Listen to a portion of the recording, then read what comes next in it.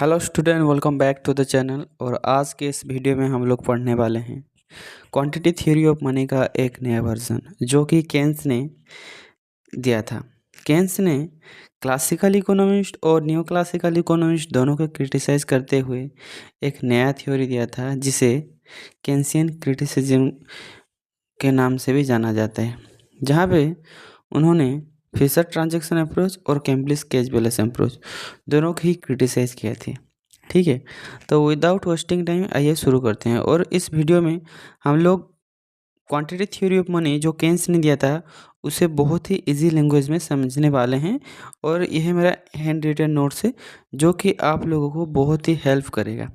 ठीक है, so without wasting time चलिए शुरू करते हैं।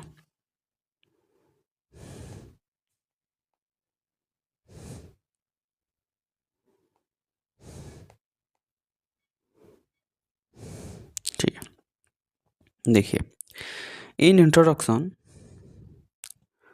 the classical economists, especially Irving Fisher, believed that change in the quantity of money directly affect the price level. However, during the Great Depression, many economists found that the classical theory could not explain unemployment and economic crisis. Therefore, John Maynard Keynes presented a new approach in his famous book General Theory of Employment, Interest and Money in the year of 1936. देखिए, हम लोगों को यह तो पता है कि Irving Fisher ने एक थ्योरी दिए थे क्वांटिटी थ्योरी ऑफ मनी जिसे ट्रांजैक्शन अप्रोच के नाम से भी जाना जाता है। लेकिन उन्होंने उन्होंने एक चीज़ पर बिलीव किया था। वो वो कहते थे कि जब जब इकोनॉमी में मनी सप्लाई बढ़ेगा तो प्राइस भी बढ़ेगा, क्योंकि money supply is the direct proportion of price level. अगर इकोनॉमी में मनी सप्लाई बढ़ता है तो प्राइस लेवल बढ़ेगा और प्राइस लेवल बढ़ने पर इन्फ्लेशन आएगा। ठीक है, लेकिन उन्होंने एम्प्लॉयमेंट के बारे में कुछ भी बात नहीं किए थे। और जब 1929 में जब 1929 में ग्रेट डिप्रेशन आया तो उसी टाइम इनका ये थ्योरी फेल हो गया था। उसी वक्त केन्स ने अपना एक फ्रेश थ्योरी इंट्रोड्यूस किया था जिसे कहते हैं quantity theory of money in Keynesian version, जो कि अपना एक बुक पे दिया था।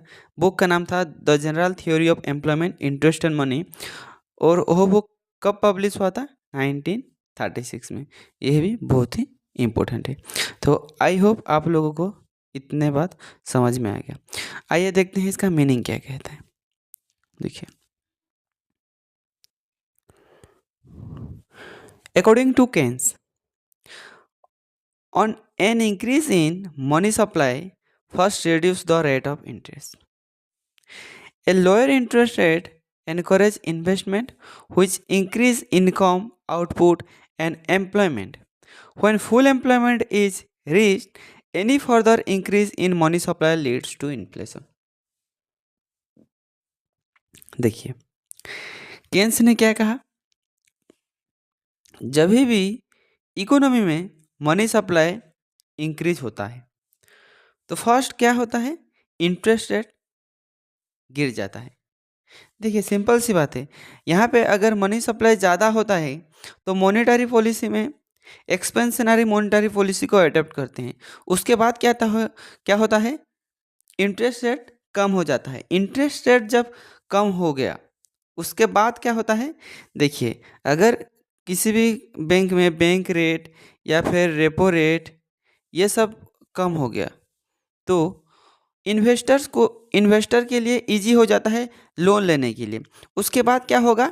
इन्वेस्टमेंट ज़्यादा करेंगे, ज़्यादा लोन लेने से ज़्यादा इन्वेस्ट करेंगे और ज़्यादा इन्वेस्टमेंट होने के बाद क्या होगा? Increase in income. किनका इनकम इंक्रीज होगा? पर कैपिटा इनकम इंक्रीज होगा। उसके बाद आउटपुट एंड एम्प्लॉयमेंट भी बढ़ने लगेगा। उसके बाद कुछ दिन ऐसे ही चलेगा, कुछ साल बाद फिर फुल एम्प्लॉयमेंट आ जाएगा। और फुल एम्प्लॉयमेंट आने के बाद अगर मनी सप्लाई बढ़ता है तो इन्फ्लेशन आने का चांसेस है, क्योंकि इकोनॉमी में सभी रिसोर्सेज फुल्ली यूटिलाइज हो चुका होगा। उसके बाद अगर इकोनॉमी में मनी सप्लाई ज़्यादा हो जाता है तो प्राइस भी बढ़ेगा, और प्राइस बढ़ने के बाद क्या होगा, इन्फ्लेशन आएगा। This is the simple way of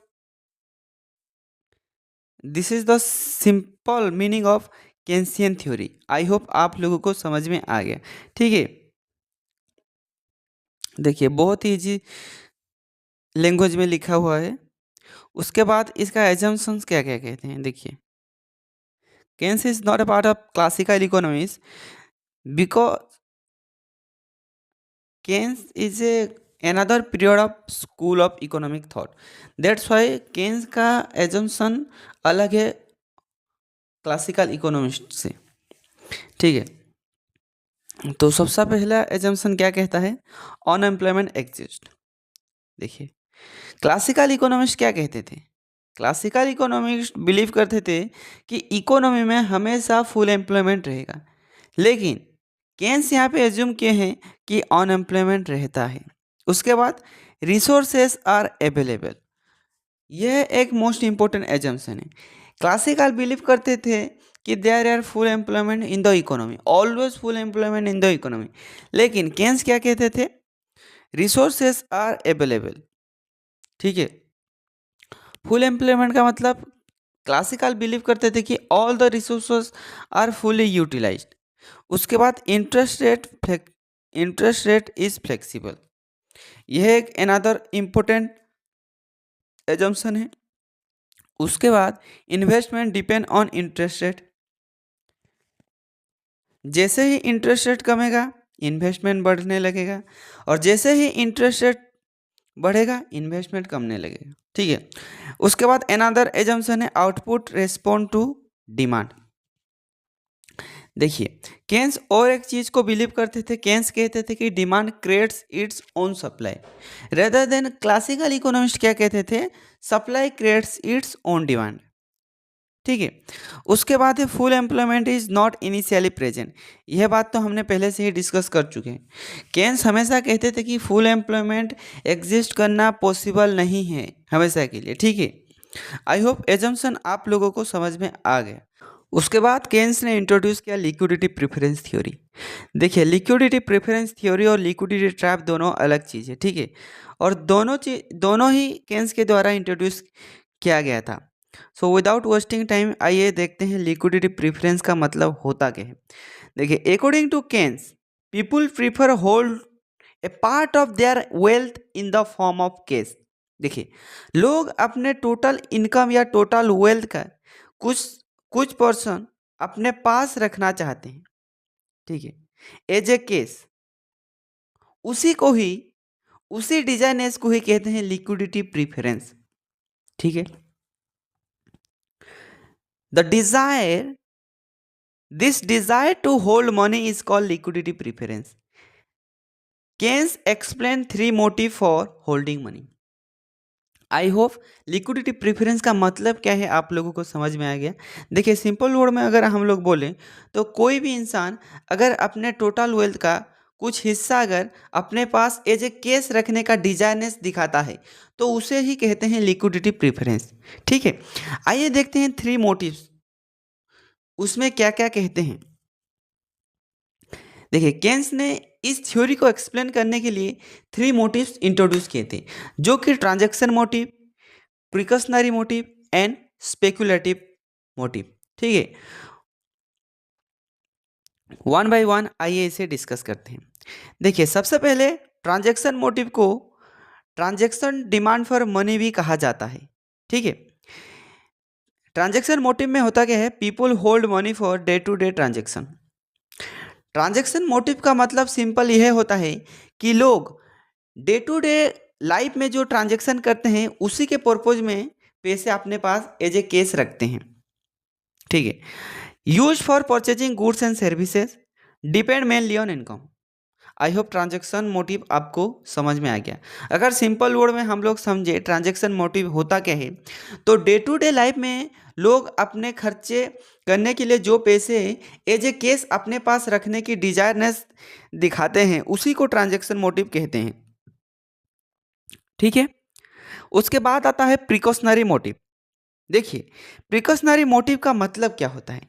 people keep money for unforeseen emergencies, provide financial security, depend on income and uncertainty। Precautionary motive को अगर हम लोग सिंपल वर्ड में समझे तो प्रिकॉशनरी मोटिव का मतलब यह है कि लोग अपना पूरा पूरा वेल्थ का कुछ हिस्सा अपने पास इसीलिए रखना चाहेंगे क्योंकि इमरजेंसी में उनको पैसे की ज़रूरत पड़ेगा। ठीक है, इसका मतलब टोटल वेल्थ में से सम पर्सन ऑफ वेल्थ वो लोग सेव करके रखेंगे इमरजेंसी पर्पज के लिए, जो कि कैम्ब्रिज कैश बैलेंस अप्रोच में भी यही सेम चीज़ कहा गया है। ठीक है, आई होप प्रिकॉशनरी मोटिव आप लोगों को समझ में आ गया। उसके बाद आता है स्पेक्युलेटिव मोटिव। स्पेक्युलेटिव मोटिव क्या कहता है? People hold money to earn gain from changes in interest rate and bond prices. देखिए, लोग अपने पास पैसे रखने का डिजायरनेस, पैसे रखने का इच्छा क्यों लाते हैं? क्योंकि जब भी मार्केट में इंटरेस्ट रेट कम होगा तो वो लोग ज़्यादा से ज़्यादा शेयर मार्केट में इन्वेस्ट करेंगे, बॉन्ड्स परचेस करेंगे और इसी के थ्रू वो लोग पैसे या फिर इनकम ज़्यादा से ज़्यादा इनकम करना चाहेंगे। इसी के कारण ही लोग अपने पास पैसे एज ए लिक्विड फॉर्म में रखते हैं। आई होप ये 3 मोटिव आप लोगों को समझ में आ गया। देखिए, स्पेक्युलेटिव मोटिव का और 2 पॉइंट क्या कहता है? Depend mainly on rate of interest. Obviously अगर रेट ऑफ इंटरेस्ट बढ़ता है तो लोग कम इन्वेस्टमेंट करेंगे, या फिर अगर रेट ऑफ इंटरेस्ट कम होता है तो लोग ज़्यादा बॉन्ड शेयर खरीदेंगे। उसके बाद when interest rate are low people prefer cash. Obviously देखिए, जब इंटरेस्ट रेट कम होगा तो लोग अपने पास कैश ज़्यादा रखेंगे। ठीक है, और when interest rate are high people prefer bond. देखिए, ये बहुत ही कंफ्यूज करता है स्टूडेंट को। ये 2 पॉइंट आप लोगों को कंफ्यूज कर सकता है। जैसे कि यहाँ पे क्या लिखा है? When interest rate are low people prefer cash. अगर इंटरेस्ट रेट कम है तो लोग कैश क्यों प्रीफर करेंगे? क्योंकि देखिए, अगर इंटरेस्ट रेट लो होता है तो वो कभी भी अपना पैसे डिपॉजिट नहीं करेंगे। ठीक है, और अगर इंटरेस्ट रेट ज़्यादा होगा तो वो अपने सारा पैसा कहाँ पे इन्वेस्ट करेंगे? शेयर, बॉन्ड्स एक्सेट्रा, यहीं पर वो लोग अपना पूरा पैसा इन्वेस्ट कर देंगे। ठीक है, आई होप केन्स के ये 3 मोटिव आप लोगों को समझ में आ गया। और एक बार बोल देता हूँ, केन्स ने 3 मोटिव इंट्रोड्यूस किया था। उससे पहले केन्स ने लिक्विडिटी प्रेफरेंस थ्योरी दिया था, और लिक्विडिटी प्रेफरेंस थ्योरी का मतलब ये होता है कि लोग उनके टोटल वेल्थ में से कुछ पैसे एज ए कैश रखने की डिजायरनेस दिखाते हैं, उसी को कहते हैं लिक्विडिटी प्रेफरेंस। क्योंकि वो लोग कैश को एज ए लिक्विड फॉर्म में अपने पास रखने का इच्छा या फिर डिजायरनेस दिखाते हैं, और इसी को समझाते हुए केन्स ने 3 मोटिव इंट्रोड्यूस किया था, जो कि कहते हैं ट्रांजैक्शन मोटिव, प्रिकॉशनरी मोटिव और स्पेक्युलेटिव मोटिव। ट्रांजैक्शन मोटिव के लिए लोग देखिए, ट्रांजैक्शन मोटिव के लिए लोग डिमांड क्यों करते हैं केस को? क्योंकि डे टू डे लाइफ में उनको ट्रांजैक्शन करना होता है, इसीलिए वो लोग पैसे अपने पास कैश में रखना चाहते हैं। उसके बाद प्रिकॉशनरी मोटिव यही कहता है कि अगर फ्यूचर में कोई इमरजेंसी आ जाता है तो सडन पैसे कहाँ से लाएगा, इसीलिए लोग अपने पास पैसे को एज ए कैश रख के सेविंग करके रखते हैं, जो कि प्रिकॉशनरी मोटिव के लिए काम आता है। ठीक है, उसके बाद आता है speculative demand for money. Speculative demand for money का मतलब ये होता है कि लोग पैसे को एज ए लिक्विड फॉर्म में इसीलिए रखना चाहेंगे क्योंकि वो लोग शेयर मार्केट में इन्वेस्ट करके ज़्यादा से ज़्यादा पैसे कमा सकें। आई होप ये 3 मोटिव आप लोगों को समझ में आ गया। बहुत ही ईजी है। आइए देखते हैं नेक्स्ट स्लाइड में क्या है।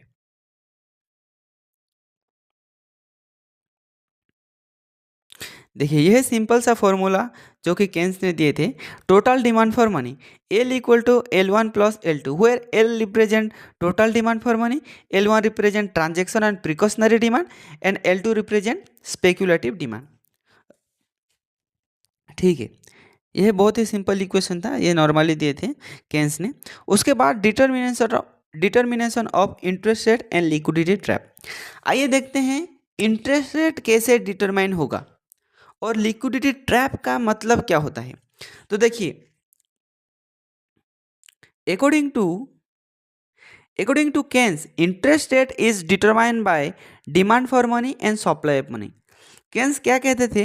केन्स कहते थे कि इंटरेस्ट रेट ऐसे ही डिटरमाइन नहीं होता। इंटरेस्ट रेट के लिए फर्स्ट हमको यह मालूम करना पड़ेगा कि मार्केट में डिमांड फॉर मनी कितना है और सप्लाई कितना है पैसे का, ठीक है।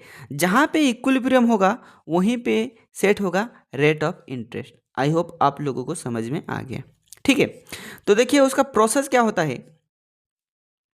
प्रोसेस में अगर हम लोग देखें तो money supply increase, it leads to fall in interest rate. When interest rate fall, investment increase, income increase, employment increase. Obviously देखिए सिंपल सी बात है, अगर कोई भी इकोनॉमी में मनी सप्लाई ज़्यादा से ज़्यादा बढ़ जाता है तो इंटरेस्ट रेट कम होगा। इंटरेस्ट रेट कम होने के बाद बैंक रेट, रेपो रेट, ये सब कम होने के बाद इन्वेस्टर को लोन के लिए इजी में लोन प्रोवाइड हो जाएगा और इन्वेस्टर ज़्यादा से ज़्यादा इन्वेस्ट करेंगे। उसका मतलब क्या है, इन्वेस्टमेंट बढ़ेगा। इन्वेस्टमेंट बढ़ने के बाद क्या होगा, लोगों को एम्प्लॉयमेंट मिलेगा और जब लोगों को एम्प्लॉयमेंट मिलेगा इसका मतलब एम्प्लॉयमेंट बढ़ेगा। एम्प्लॉयमेंट बढ़ने के बाद पर कैपिटा इनकम बढ़ेगा। पर कैपिटा इनकम बढ़ने के बाद इनकम इंक्रीज होगा उनका। उसके बाद क्या होगा, एम्प्लॉयमेंट इंक्रीज होगा और it leads to getting a full employment, ठीक है। This is the process introduce by Keynes. I hope आप लोगों को समझ में आ गया। बहुत ही इजी में मैंने लिखा है गाइस, ठीक है। मैंने इस तरह से लिखा है जैसे कि एक स्टूडेंट को इस नोट्स को पढ़ते ही समझ में आ जाएगा कि ये थ्योरी कहता क्या है, ठीक है। आइए देखते हैं लिक्विडिटी ट्रैप होता क्या है। हमने पढ़ा लिक्विडिटी थ्योरी क्या होता है, अभी पढ़ते हैं लिक्विडिटी ट्रैप होता क्या है। देखिए लिक्विडिटी ट्रैप कहता क्या है। A liquidity trap is situation where the rate of interest become extremely low and people prefer holding cash rather than bonds.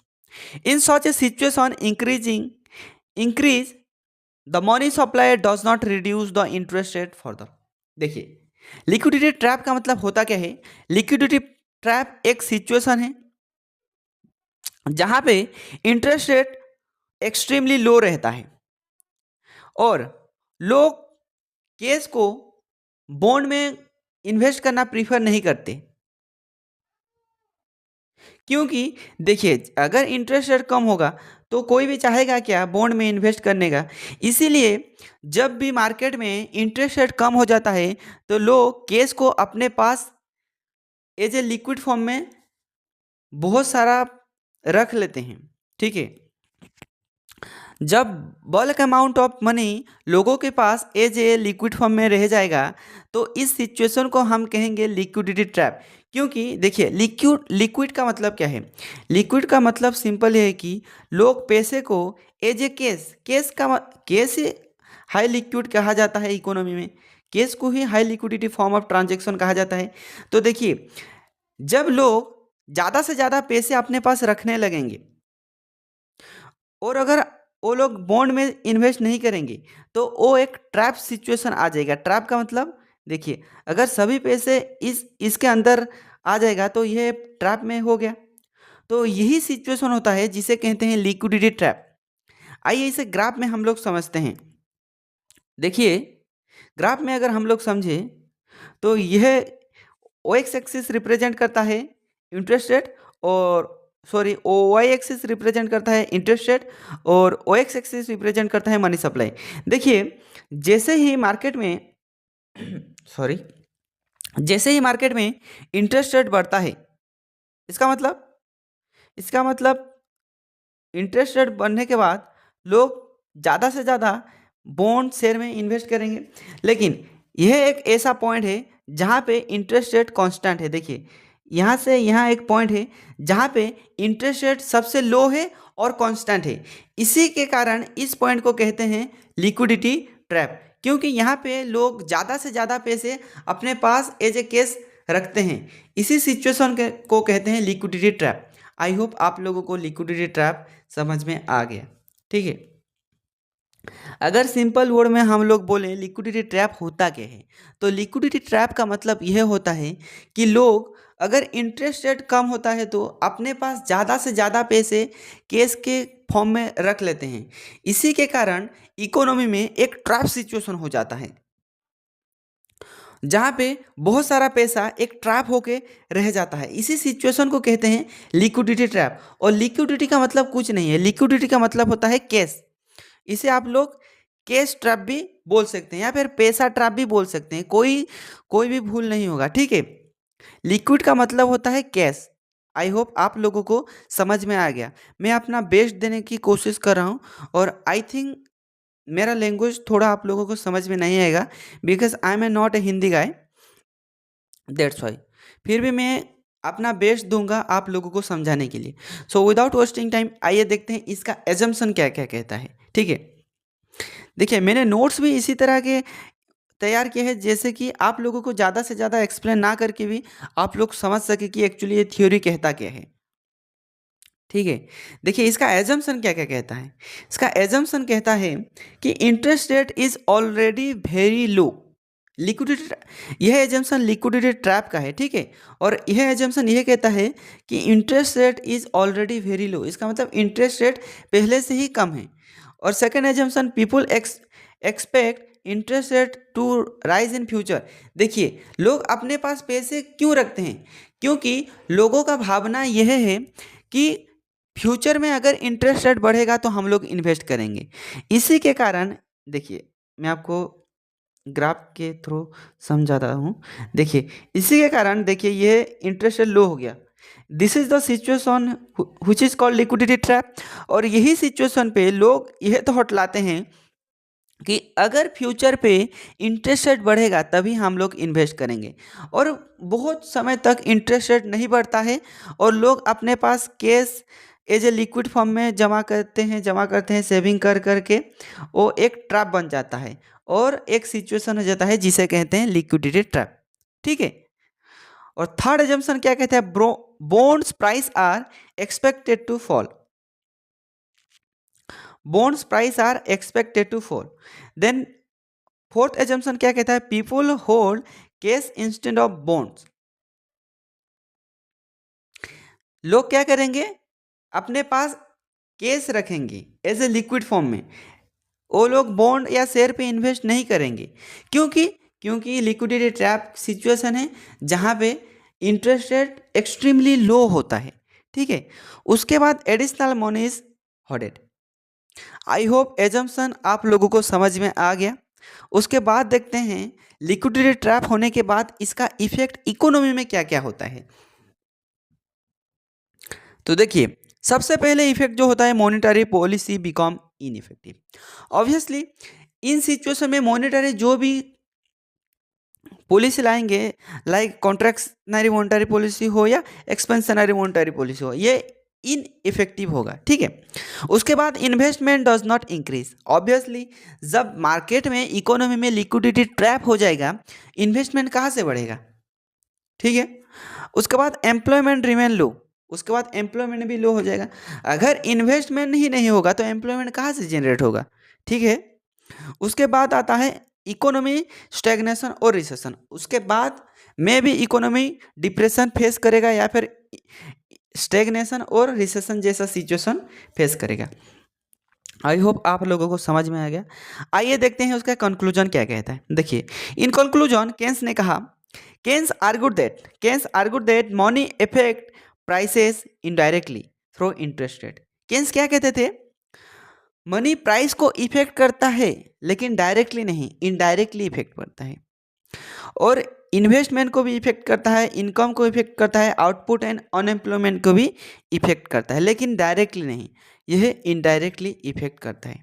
ठीक है, before full employment and increase in money supply mainly raises output and unemployment. After full employment it leads to inflation. देखिए Keynes क्या कहते थे, full employment होने से पहले अगर जितना भी मनी सप्लाई इकोनॉमी में होता है, यह इकोनॉमी के लिए अच्छा होता है क्योंकि यह एम्प्लॉयमेंट जनरेट करेगा, इन्वेस्टमेंट इंक्रीज करेगा, आउटपुट जनरेट करेगा। लेकिन वंस अगर इकोनॉमी फुल एम्प्लॉयमेंट में आ जाता है, उसके बाद अगर मनी सप्लाई बढ़ता है तो इन्फ्लेशन होने का चांसेस बहुत बढ़ जाता है। This is all about Keynesian quantity theory of money. I hope आप लोगों को समझ में आ गया। और this is my own hand written notes. आप लोग इसी से अपना नोट्स भी तैयार कर सकते हैं। और अगर आप लोगों को यह नोट्स चाहिए तो मुझे मैसेज भी कर सकते हैं। मैंने इट्स पीडीएफ में पूरा क्वांटिटी थ्योरी ऑफ मनी का पूरा नोट्स कवर किया है। देखिए, आप लोग देख सकते हैं स्टार्टिंग से लेकर लास्ट तक। और भी मैंने और भी थ्योरी कवर करना बाकी है, जो कि मैं इस थ्योरी में ही ऐड कर दूंगा। जैसे कि फ्रीडमैन ने क्या क्रिटिसाइज किए थे, उसके बाद बोमल ने क्या पॉइंट दिए थे, उसके बाद lots of theories are pending guys.